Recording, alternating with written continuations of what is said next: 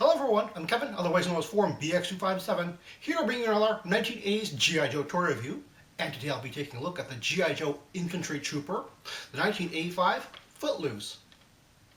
Now, Footloose makes his first comic book appearance in the old Marvel comic run in issue number 37, and makes his first cartoon appearance in the 1985 Season 1 5-part opener, The Pyramid of Darkness, in Part 1. While he is actually kind of a favorite among collectors, he equally gets made fun of because of his name, Footloose. Better as an association with a certain Kevin Bacon movie.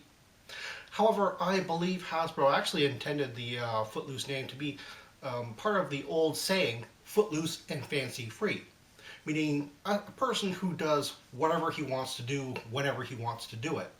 And that certainly seems sort of fitting for how the character was depicted, not only on his file card, but on the cartoon as well. He was just sort of kind of spacey, kind of a surfer bum, kind of a person in a military uniform. However, interesting enough, in the comic books, he actually had kind of a nervous disposition.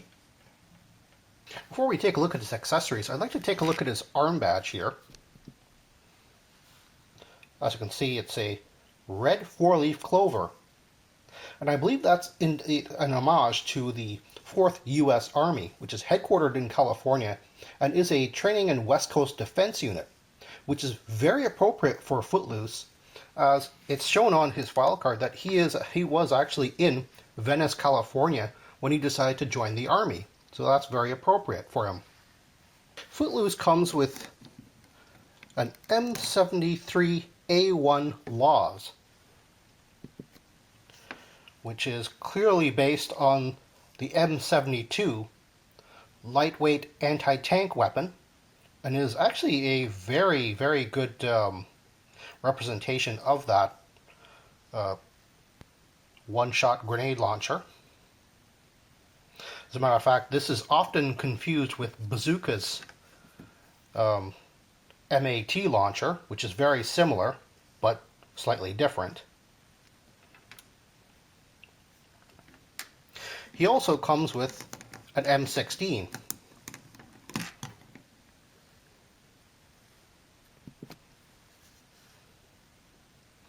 A very nice sculpt.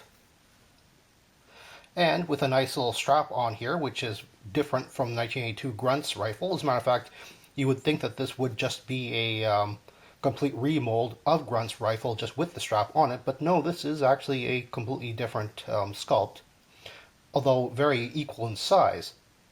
To be quite honest, I think this is actually the definitive M16 from the vintage line.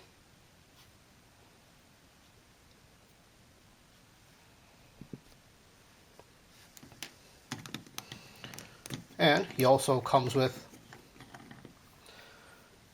a backpack, which is very unusual in that it is tan, unlike anything else on his body. I think it was originally meant to evoke the slightly lighter green of his webbing, but it's really tan.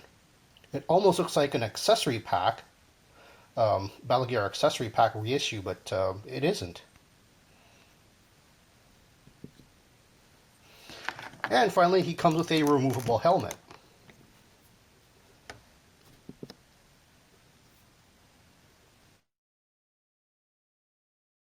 It's a nice PAS GT style helmet with netting and leaves inserted in that for camouflage.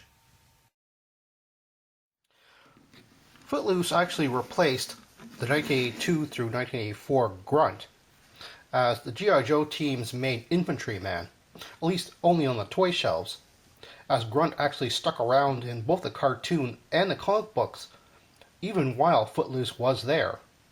As a matter of fact, in both the comic books and the cartoons, Grunt actually kind of retires eventually. So there is a slight overlap before he actually takes over Grunt's duties as sole infantryman. It's easy to see why collectors like the Footloose action figure because of his realistic and modern looks. In fact, he is one of the very few in the entire vintage G.I. Joe run that has realistic looks. The theory is that Hasbro put in a lot more punchy color and costume-like sculpts to give them individual personalities. They were, after all, characters and not just faceless soldiers. Hasbro must have thought the all-over drab green and camo might have been too boring, especially if you had more than one of the figures together, and often children did, with the same color scheme. However, I've put Footloose together with the first version of Stalker, Ripcord, Falcon, and the 1988 Hit and Run, and quite frankly, they make a visually stunning squad. It all boils down to the individual sculpts of the figures. Hasbro was really great with the high level of detail versus like Remco's Sergeant Rock and American Defense action figures, which also had realistic but plainer sculpts and color schemes during the same years. Footloose is also very popular among customizers due to his removable helmet, which is somewhat pliable and can fit on a lot of different heads very easily. He makes for a great army builder, or green shirt if you will, as a result.